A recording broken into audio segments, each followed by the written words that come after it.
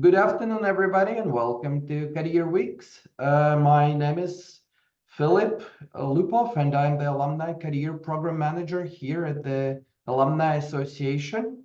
As you know, we have lots of amazing events this week. We have 20 in person and more than 20 in person and virtual events.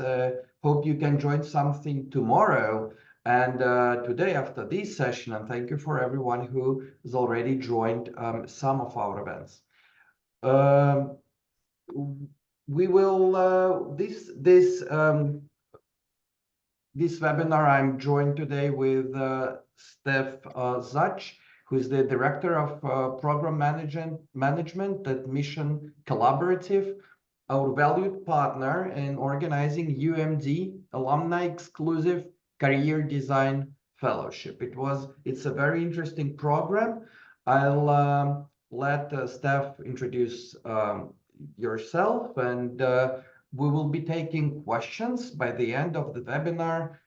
Please use this chat box at the bottom of your Zoom screen. Before we begin, let me end this poll that we had, and I share results, and we see that our panel is very much representative. We have people from all different colleges and all different path of the career. Steph, would you like to begin? Yeah, thanks, Phil. Let me share my screen here. All right. Well, it is great to be here today. I know that you have just a ton of awesome programming available to you this year with Career Week, so I appreciate you picking this session. I love talking about career design. So I think you'll definitely feel my energy and excitement, and I hope it is contagious and you leave here a little more excited or hopeful or feeling like you've got a place to start on next steps in terms of thinking about what's next for your career. The goal of this career design webinar is to orient you to something we call the career design process. So this is a philosophy that you can apply to designing the next phase of your career, regardless of what stage you're in right now. As a note, as we get started, I will try and make this have some interactive moments. So I will ask you to use the chat. From time to time, I have a couple of specific thought questions that I'll be putting out there, and I'll give you a little bit of time to reflect and optionally share in the chat. So just make sure as we're getting started that you do have a place to jot down a couple of notes when those thought questions come up, either on paper or digitally.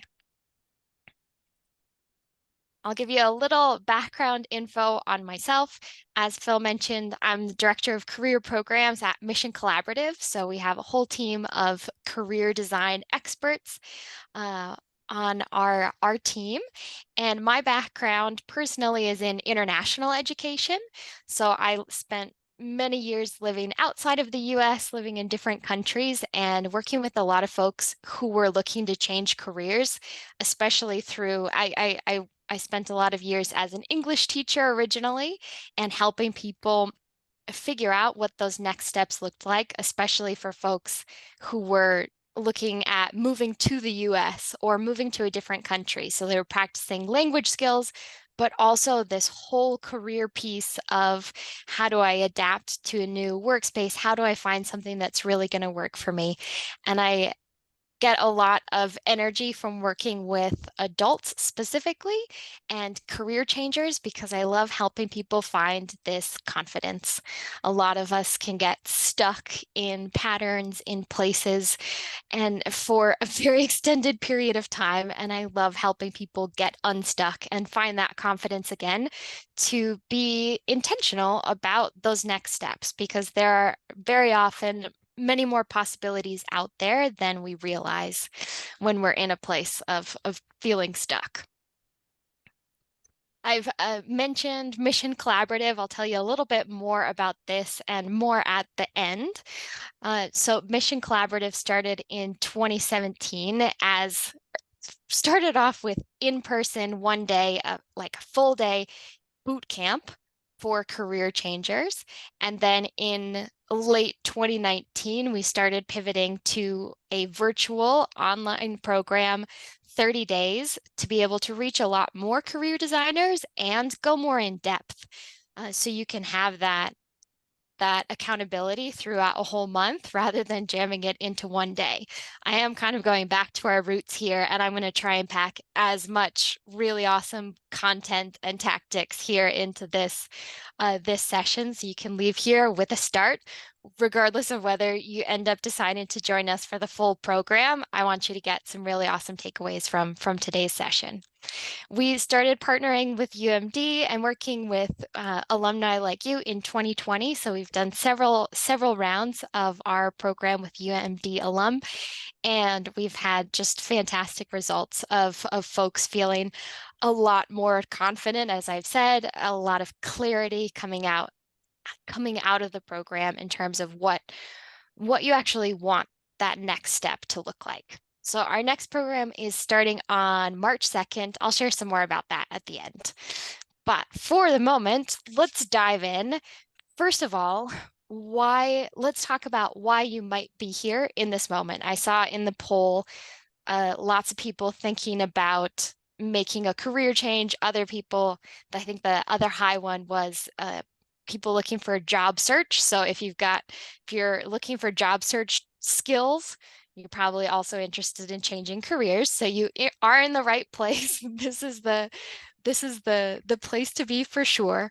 So a lot of you are probably in this mode of feeling stuck, feeling disengaged, and that's a state across the country. I always am just so sad by this stat that Gallup puts out every year in a poll that's called the State of the American Workforce, and we have about 2/3 of Americans say that they feel disengaged at work, and that's pretty consistent year to year. And it is so sad to me to hear that number, because we spend so much of our time at work. And if you're spending that time feeling bored, burnt out, stuck, that ripples into the rest of your life, into the other areas as well. And it just really it can turn life kind of gray, and just cloudy in that sense. So I think it's really such a shame. And this is why I'm very passionate about helping people get out of this place, find a little more color in your life, a little more excitement or fulfillment through a better career. Now, if it were easy, of course, you wouldn't be here and you would just be doing something. The fact of it is that getting out of that place of feeling stuck is really, really hard. There's a lot of limiting beliefs, a lot of very real limitations also that come with this. And it can be hard to even just figure out what do I want? Sometimes you're in that position of, okay, I know it's not this. This is not the thing that I want to be spending most of my waking day on. But if not this, what else? Maybe you've been doing something for 15, 20 years, and it feels incredibly daunting to think about starting over. And how do I transfer what I've been doing and all this knowledge and experience?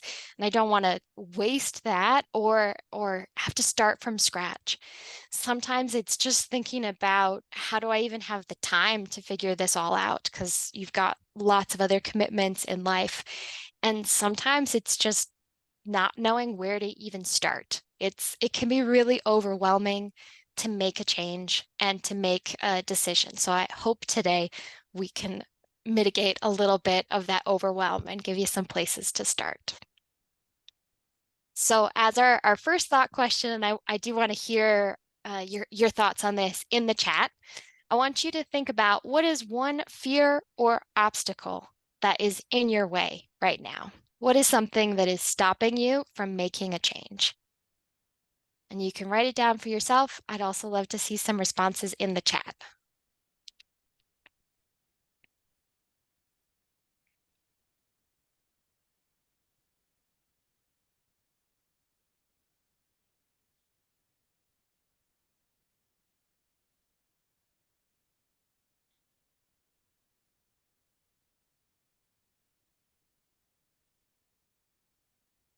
All right, we've got, okay, here they're starting to pile in. We've got financial concerns, fear of rejection, too old for the industry, not sure of direction, um, options are not stable, not sure what to do next.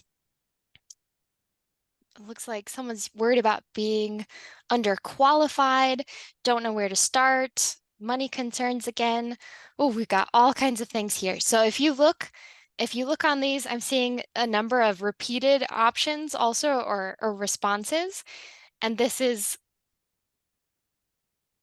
my message here on this is just you're not alone. This is a scary thing. These are all very real fears that can get in the way.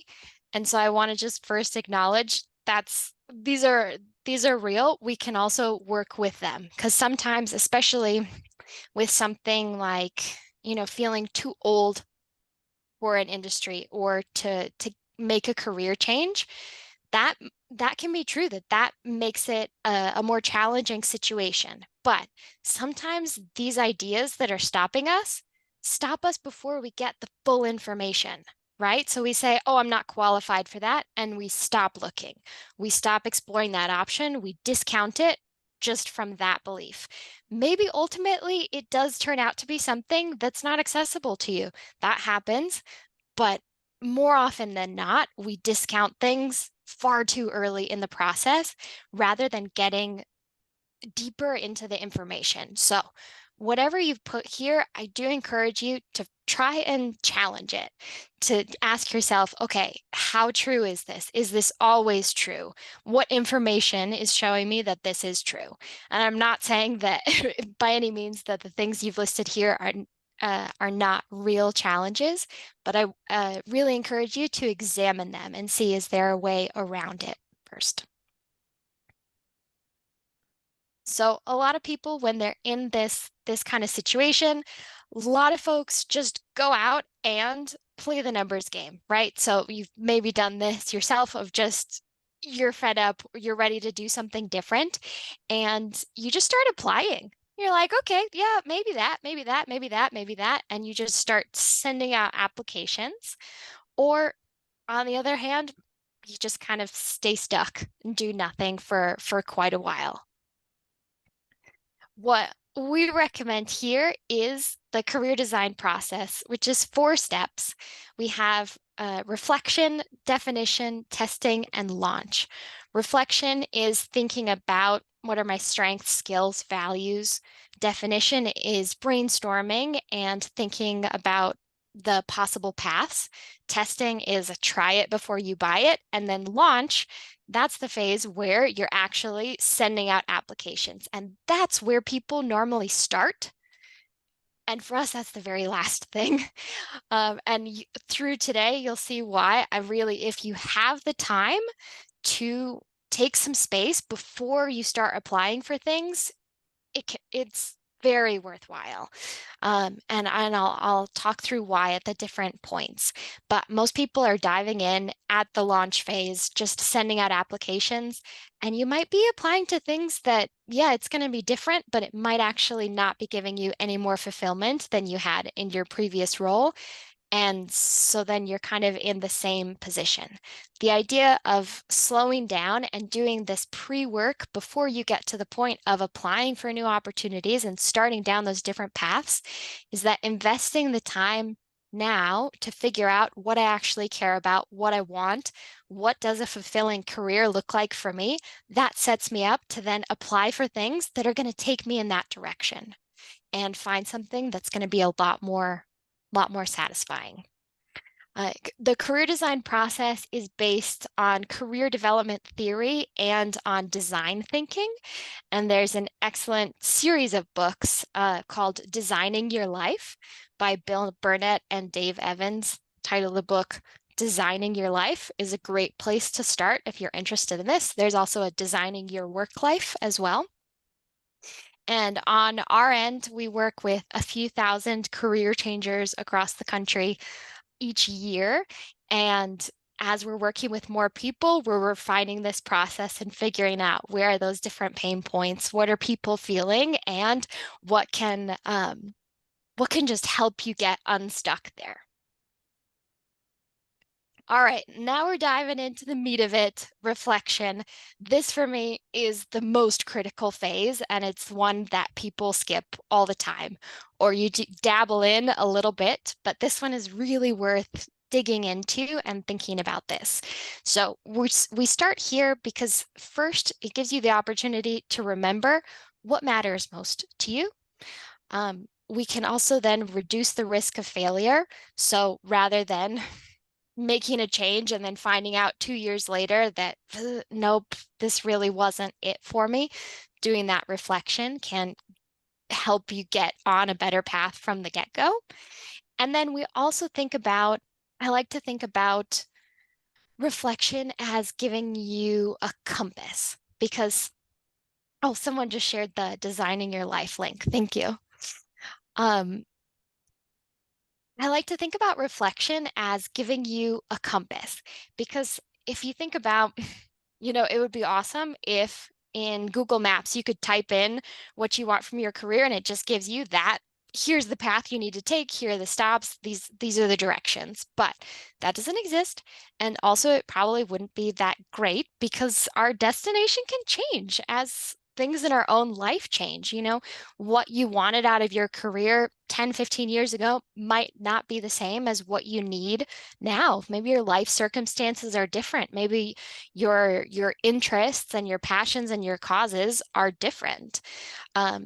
So thinking about using reflection to find what is my North Star gives you a place of, okay, that's the general direction that I want to be moving in. So then I'm choosing steps that are taking me in that direction rather than thinking about, here's my end goal and I'm going to follow this straight line, because that just doesn't give us quite enough flexibility to live really human lives. So we have 4 key areas of reflection here. We have identifying core values, understanding your strengths, owning your transferable skills, and acknowledging your interests. So the first one, thinking about identifying your core values. We all have values that serve as our guiding principles that help us make those difficult decisions and navigate who we want to be in the world.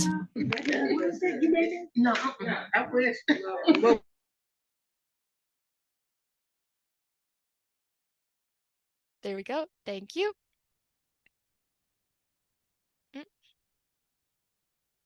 All right. So thinking about your values is really important when you're thinking about your career, because if you find yourself working in an organization or an industry that conflicts with your core values, it's going to be quite hard to find engagement there. It's going to be hard to find that fulfillment, and many of you probably can relate to that. We don't always feel aligned with the mission or vision of what we're doing. The second area here is to reflect on your strengths. So strengths are our natural tendencies of how we show up in the world by default. So in other words, how we're naturally wired to think, to feel, to behave. And leaning into your strengths is always going to yield better results than just trying to minimize or avoid your weaknesses. There's a lot of research out there from positive psychology that suggests that when you're doing work that utilizes your strengths, you're much more effective and motivated than when we're just trying to do work that avoids our weaknesses. So understanding your strengths is going to be a really key place to start as well. So you can lean into that. The third area here is to own your transferable skills. And this is one that's often a sticking point for folks that you feel, especially if you're looking at a bigger change, changing industries, and you just can get very hung up on the idea that my skills won't transfer, that this is incredibly different. I'm starting from scratch. If you wrote down, I'm afraid of starting from scratch as a fear or obstacle, this is a place to start to get to build back up some of that confidence.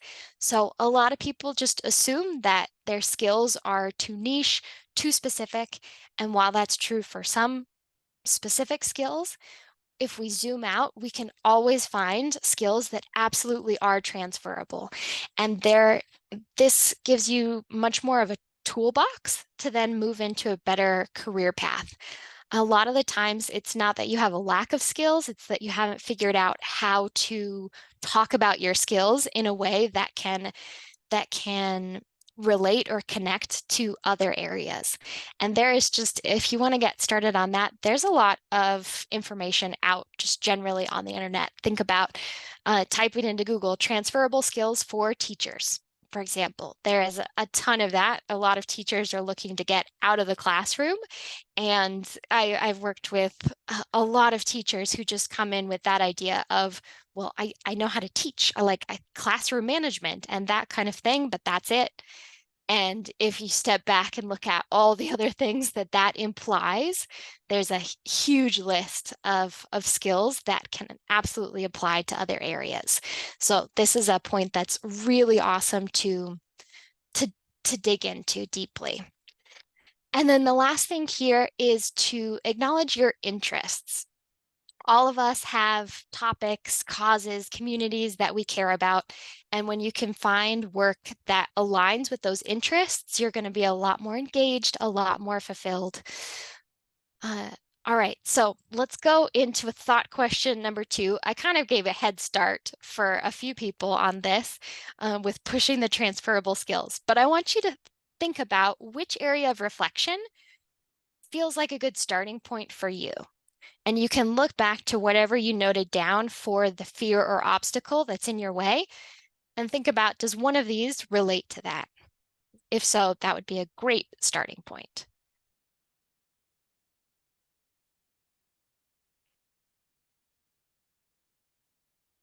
You can write this for yourself. I'd also love to see some comments in the chat to see where we're leaning with this group.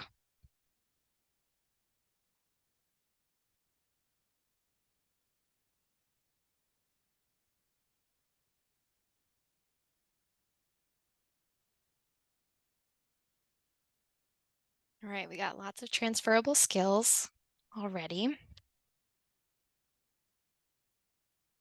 Understanding my strengths. Strengths and interests, values. Okay, we've got a variety. Awesome. Strengths, skills.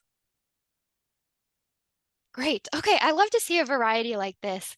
And this is why, I mean, there's a lot of content here today. And the idea of that is because people need different things. You know, some people have no issue with the confidence and they're like, oh yeah, I could totally start something new and do that just fine. But maybe it's the point for those folks of, okay, yeah, but I need to care about what I'm doing also. And so that's the time to go into values. Other people feel really connected to those values or causes interests and need to focus on the skills. So really what we're looking at today and what the fellowship, career design fellowship program that we run is really about giving this framework that you can then apply to your own particular situation. So it's a take what you need, dive in where you need to dive in deeper, where you feel like, yes, this is a real sticking point for me.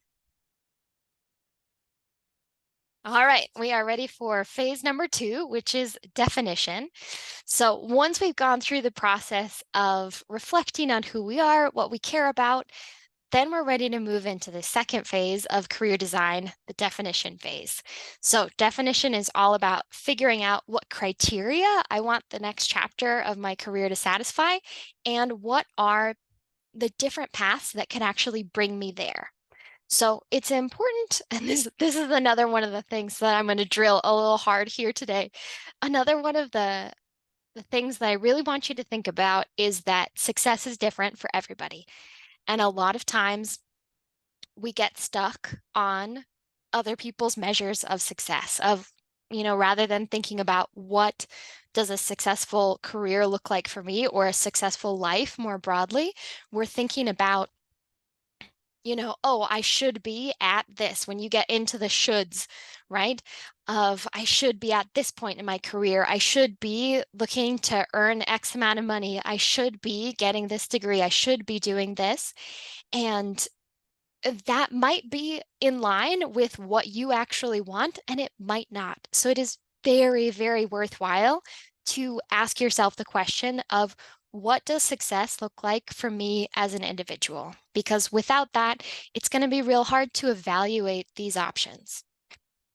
So what we're looking at here is thinking about how you can build a great life, not just a great career. As I mentioned before, that ripple effect is huge. If you're not satisfied in your work life, it has its impact. And contrarily, if you are getting that fulfillment from your work life, that ripples out in a positive way in your relationships, in your family, in your coworkers, in your community, and that is incredibly powerful. That's my passion here.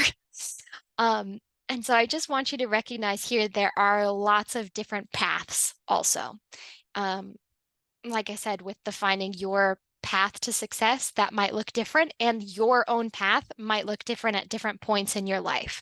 So thinking about what is your life look like now, and what is important to you as your life is right now.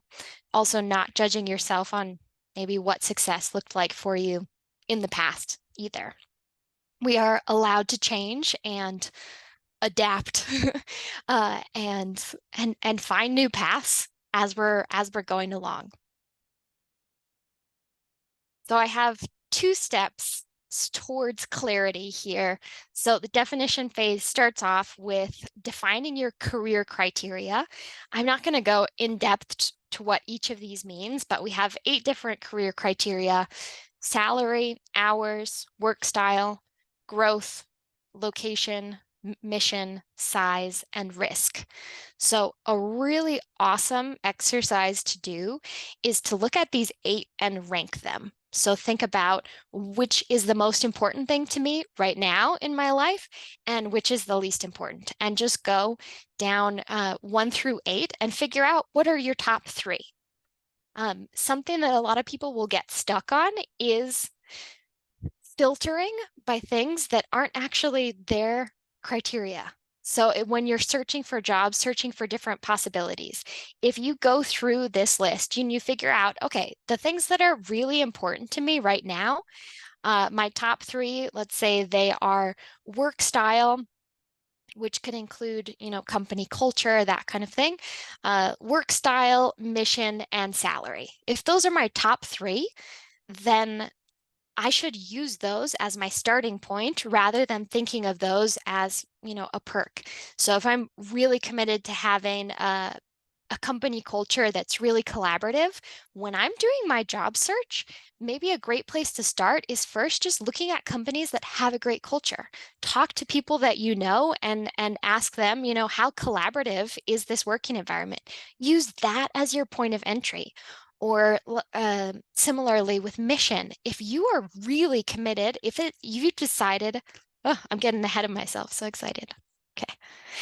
If you do these reflections and decide that mission is critical to you, you really need to feel aligned with your company in order to feel fulfilled in your work. Great. Use that as a starting point. Look at companies that have a mission you really believe in and that you would feel great being a part of. And that's your starting place rather than starting with job titles. Now, everybody's going to be different on what your top points are. The key is to identify what are they for me, and then try and start there, or use that as your filter. When you have a job opportunity that comes up and you're like, oh, maybe that's interesting, ask, does it have my top 3 things? The second part of this definition stage is collecting career path ideas. So this is the brainstorming piece of this. And there's lots of ways you can go about doing this. First thing you can do, which might seem too simple, but actually a lot of people don't do it, is gather a group of people together and have a brainstorming session. And this is a lot easier to do if you've done some reflection work ahead of time. So then you're not just saying, hey, people that know me, what should I do? But you're saying, hey, I've reflected, I care about this, this, and this. I really want, my most important thing is to find something that uses this strength and this specific skill set. That gives people more information to be able to help you as well. Asking your network for advice. This can be an existing network. It can be a new network. I know you're, as UMD alumni, you have a lot of networking opportunities available to you as well. So using that is available to you. But again, the more specific things you have that you know about yourself, the easier it is to ask someone for help as well, because you're giving them some guidelines to answer within, rather than just saying, "Tell me what to do with my life," that kind of thing. And a great thing to do here when you're asking your network is to, I'm jumping ahead sections, but I really like this point. Is to use what you've defined as your top, oh, what is it? Your criteria as part of your question. So if I have decided that it's really important to me to work in a collaborative environment because maybe I've been really siloed and isolated in my previous jobs, and I want to collaborate, I want to have a team environment. When you're reaching out to people in a particular field that you might be interested in, use that as the question. Say, rather than, "Do you like your job?" ask them, "How collaborative is your work environment?" Because that gives them something more specific to answer, but it also makes sure that the information they give you is useful to you, right? Because if I ask someone if they like their job, maybe they love it, but if they have other priorities and criteria in life and in work, that information might not be very useful to me, right? So this is just all building on each other step by step so that you can ask the right questions, get the right information, and filter in a way that's going to be helpful to you and your current life situation. And then there's also just lots of information out there through your alumni networks. On Google is fantastic. There's a lot that can be done with AI tools as well. That's a whole nother topic. But there is a lot out there that you can do for brainstorming and just getting more ideas.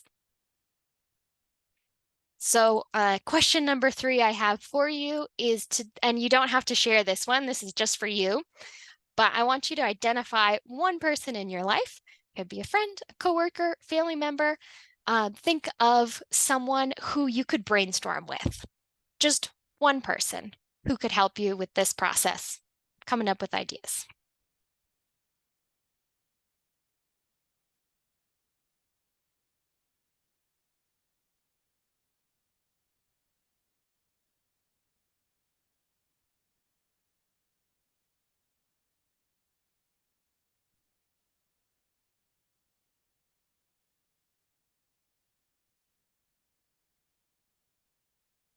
All right, I hope we've all got someone. Now we are going to move on to phase 3, the testing phase. This is a step that's very commonly skipped because people don't think about it, but it can be really important and can be really insightful. So the entire idea of this phase is to try it before you buy it. So once you've gone through the process of figuring out who you are, what you want, you've identified several different paths that could be a good fit for you, then your next task is to start narrowing down those options, evaluating those options to make sure that you're choosing the right one or a right one, rather than ending up in a job that's no better than the thing that you've just left, right? So that's what we're trying to do in the testing phase. We're exploring ideas before we commit to them, and that helps reduce the risk also. It can also start helping you get excited about the option as well. So some strategies here, the part that I had skipped ahead was with talking to practitioners. So practitioners would be anybody that's already working or has worked in a field or role that you're interested in or potentially interested in. So this is one of the easiest things that you can do. easy is relative. I know that networking can feel challenging and overwhelming to reach out to people, but my tip here is use your reflections to frame those questions. By being more specific in a request, asking a really specific question like, how collaborative is your work environment? I'm interested in this potential field or this role. I have one question for you. That's a way to open the door if this feels nerve-wracking for you. Another option here is thinking about attending events and conferences. Y'all are here today, so that's a great thing to do. I've seen lots of activity in the chat, so I hope I always hope that people are talking behind my back also, of making some connections. You see someone that said something interesting and maybe you've sent a private chat to them. I always hope that there's talking behind my back going on, because this is another space to make those connections. So I encourage you to do that if you are so inclined. And there's lots out there in terms of events, in terms of places to get together. And I would encourage you also in this. I think another point that comes back up for me is filtering people out too soon. You know, we think, okay, well, this person, they have that kind of job, but they don't do exactly what I want to be doing. So, like, that's not going to be a useful person to talk to. Reach out anyway. You know, you never know what insight someone can give you, and you don't have to find the person with the exact role in the exact company to find useful information. And maybe a person that you reach out to can point you in different directions that you hadn't thought of before. So try and not filter out people preemptively, and that will be worthwhile.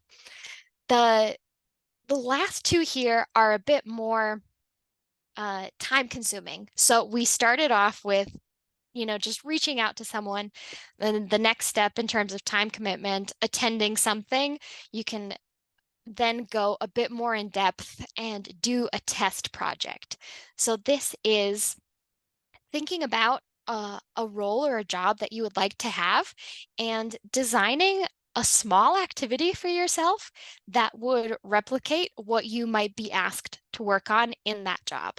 I was talking with a friend in my book club yesterday who is a mental health nurse, but she's interested in figuring out if she could work in interior design. She has this idea of applying her mental health training to design spaces that adapt to people's mental health needs, and can add to that. And I was really excited for her because she had started reaching out to a couple of companies to see if she could do a little test. This would be a consulting gig part of it, but something, maybe it's, you know, an unpaid internship, something like this, but to get that idea out there of how could I get a tiny bit of experience without a full commitment. Or I suggested the idea of a test project to her, which would be, you know, think of a person in your life, could be a famous person also, but pick a person, learn what you would need to learn about them in order to do a design, and design a room using your information about them, about their needs. What would that space look like? And that's a test project that nobody can stop her from doing. That she can use information that's just out there and try it out. And on one hand, she's going to see, is this something that feels exciting once I'm actually doing it? Did I just like the idea of it? Or is this actually interesting to me when I'm trying to put it, to make it reality? And it also gives her something that if she continues to reach out to companies, she could present it as a sample of her work, that kind of thing. Or just to, if she's reaching out to somebody who works in design, she can send it and say, here's something I put together. Could you give me any feedback? And then that's going to be useful information for her as well.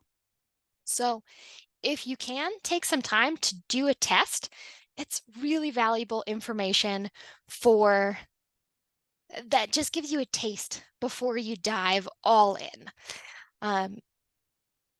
then the last stage, and we're not going into this today because it's got a lot more to it, but the last stage, as I said before, is launching. That's where you're sending out your applications. You've got your specific job postings, all of this. And I know there's a ton of resources available to you for this stage. My takeaway that I want for you from here today is to not start there. Unless you are urgently in need of a job right away, okay, you do what you got to do. But if you have a little bit of space, please take the space to dial it back, do some reflection, do some exploring, talk to some people, and that's going to be really, really worthwhile to help you just when you're moving onto a path, make sure it's a good path and it's a good direction for you that's moving you towards where you want to be. I'll finish up here before we go to Q&A. I'll share a little bit more about our program. I mentioned it starts March 2nd. We have the enrollment deadline is February 26th. We do have an early enrollment discount that's going until the 10th, I believe. We have the link in the chat here as well. So you can feel free to check that out. Essentially, the fellowship is it's taking what I've given you here in the last 40 minutes and spreading it over a month. So each of those different pieces of owning your transferable skills, we've got a whole guide of how to go through that, how to identify your skills, how to identify your strengths, all of this. So each of the pieces that I've talked about today, the fellowship goes much more in depth with resources. And the thing that's really awesome about it and is pretty unique as well is that it's a peer learning program. So we partner you with fellow alumni that are in your cohort. You have an accountability partner and a team of 4 to 5 people, and you're working through these things together. You do some individual reflection, and then you have a place to go to bring that to your partner, to your team, to get some feedback and say, here are some of the limiting beliefs I identified for myself. And I cannot tell you how many people come out of the program thinking that they just wanted, some ideas for what's next. And the biggest takeaway for them was just feeling that I'm not alone in this. And I have now a bigger network. I've got people to reach out to and people that are just going through the same sort of thing. And I think overcoming that isolating or the lonely piece of trying to make a really big change is very powerful. There are a lot of folks in that kind of situation. So the fellowship is an awesome place to have the structure to go through these topics in more depth, but also having the accountability of not having to do it alone. So I would love for any or all of you to join us for that fellowship. In any case, I'm very hopeful that you've got some really concrete things to take away here. You've each got at least 3 things from our thought questions. You've identified an obstacle, you've got a starting place for reflection, hopefully connected to that obstacle, and you've already identified a person that can help you with the brainstorming. So you've got a place to start now, at least. The last thing, because I realized I forgot, the fellowship is about 7 to 9 hours a week. So it's a commitment. It'll be an intense month for you, but it's got a lot of really, really awesome takeaways and it's very impactful. So thank you all so much for joining here, listening to all of this information. I hope you're feeling more confident. I hope you just feel a little less stuck and like there's some more options out there for you. And I would be happy to answer questions now. You can put them in the chat. Steph, thank you very much. And this is insightful. I think it's important and interesting how we can start thinking about changing our career as a design process. That's not the first thing maybe that comes into mind when you think about your career, designing something.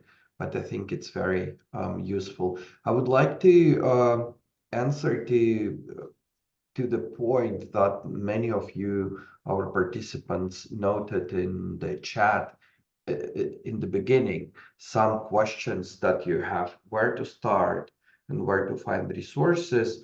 And I just wanted to point out that we have some career resources for you. If you go to alumni.umd.edu, then you find career resources. You will find how to contact us, and if you have questions, please ask us. And then from that, uh, ideas in the chat that you put in the beginning, I will see if we can invite Steph and other speakers in the coming months to address any of those. And I hope we always looking for feedback. I hope that will be a very good thing if we collaborate together around what is important for you as UMD alumni and what we can provide as an alumni association. Steph, one question from me. I think you started this communication already, and I'll read from the chat in a second. One question for me, can you indicate a few resources that would be helpful in this first stage of identifying your strength or identifying where you want to go? Sort of, where do I start if I want to think about designing my career? Yeah, I think I like giving the presentation today that gives a lot of ideas of different places to start. So then each person can identify, okay, I really want to think about skills. I really want to think about strengths. Your next step is throw that into Google. How to identify transferable skills? There's a lot out there. How to identify my strengths? I think there's a question here in the chat. Someone's asking about Myers-Briggs as an aid. Those assessments, I mean, that are out there, they can be useful for information. I mean, and then it's a take it or leave it kind of thing. But there are a lot of different assessments out there. Clifton Strengths is a good one for identifying your strengths as well. Some are free, some are paid, so you can see what fits you. But I think the first thing is just identify where's my starting point, and then start looking for that kind of resource and see where it takes you. So there is a lot out there that's available if you've got the time and energy and can hold yourself accountable to, going through that process on your own. And we have another question. I'll read it in a second. Oge, who has the hand up, you can please put your question in the chat. That would be very helpful. Thank you very much. And by the way, I also should have mentioned to that career resources when you want to talk to each other, and to your point, Steph, identifying people who work in the same industries or have the similar experience as alumni. You're always welcome to join our alumni exclusive network, Terrapins Connect, which lives at terrapinsconnect.umd.edu. We'll have a dedicated session tomorrow about how to do that if you want to join, or if you want to just explore at your own time. This is a great question from Kishi here, and the question is, what is the average timeline of the career design process? And Steph, I think it's important if you mention, because we have only 30 days for this fellowship. Is that really enough to go through the entire career design process? Yeah, that's an excellent question. I'm really glad that got asked. The answer is it is different for everybody. I mean, within the fellowship program, some people get 2 weeks in and then they're already applying for things, because what they really needed was just, maybe there was one big thing that was in their way, one limiting belief, one major obstacle, and they were able in the reflection phase to move through it. And it's like getting unlocked. That's one kind of case. There are other people that it takes longer, and that's really normal. I think it depends a lot of what you're coming in with, how many different blockers you're trying to face and figure out. And when you get into the definition phase, some people really struggle to come up with options. Other people come up with 15 different options and then struggle to narrow them down. And other people just come up with a few and feel really called to one or two. So that path looks different. I think the question says, how do you know if you're ready to go? It's just kind of covering those bases. And knowing that it's iterative. So if you start on some reflection and then you're like, okay, yeah, I feel like I can move on to the next step here and start brainstorming options. If you start brainstorming and you're just not really excited, that's a sign to step back into reflection for a bit and go deeper to figure out, to get yourself some more information to go off of. So while it is a linear process, it's designed to be iterative as well. Maybe you go through testing and you try out the paths that you're trying out. Just they're not as exciting as you thought they were. That's a sign. All right, step back to definition. So the idea is that it is going to be a flexible thing, and it's kind of, well, you'll feel if you're ready to move forward, and if you get stuck, that means step it back for a minute. Well, all right. Thank you very much. This is interesting. And in the end, if you can just tell us how we would be able to connect with you, if anyone has any further questions to you, personally. Yeah, so I'm on LinkedIn. You're all welcome to look me up. I'll also share our if you've got questions about the fellowship specifically, I'll share our email here in the chat that you can reach out for any questions. I do see Catherine's question here. Make sure to answer that. The schedule for the fellowship is you'll meet once a week with your team, and that is either on Wednesdays or Thursdays. We have a couple of time options, and you choose that when you sign up. What's your preference? And then you meet for an hour each week with your accountability partner, and the two of you just decide a day and time that works for you. And then all of the reflection is just, it's self-paced. You go through it whenever it's convenient for you. I think we received a couple more of questions that's specific to the fellowship. I don't know, Steph, if you would prefer to reply. You can Yeah, talk on let me that. just, yeah, let me knock them out. Get as much information out here as I can. Matching partners. So we try and cover bases. Your accountability partner is someone that is in a similar career, similar industry or role to you. So you've got someone that really understands what you're in the middle of. And then your team is diverse. So people from different industries, different types of roles. And we give you that exposure also to help you break out of, maybe some obstacles that you're feeling stuck in. You're in the same patterns of thinking. And so getting to talk to people that are in a different environment can really help unblock that. So we give you both of those types of environments. Let's see what And other questions. yeah, I think Olga was asking about the test experiences, maybe stress test experiences. When the participants are at this testing stage, what do they get to do? Oh, that one is a tough question. I think, does it, my response to that is, does it feel like good stress? Because stress is not always a sign of something that you should avoid. Sometimes something is stressful just because it's new, but is it stressful and exciting at the same time? If yes, maybe you keep going towards that. If the overwhelming thing was just stress and the excitement level or the satisfaction from it isn't so low, maybe that's a stress to back away from. So if you're feeling stressed on the testing stage, that feels normal because you're doing something new, but ask yourself, what other feelings are there along with it? Well, I have to share that I feel excited about this program today. Thank you very much, everyone, for joining us.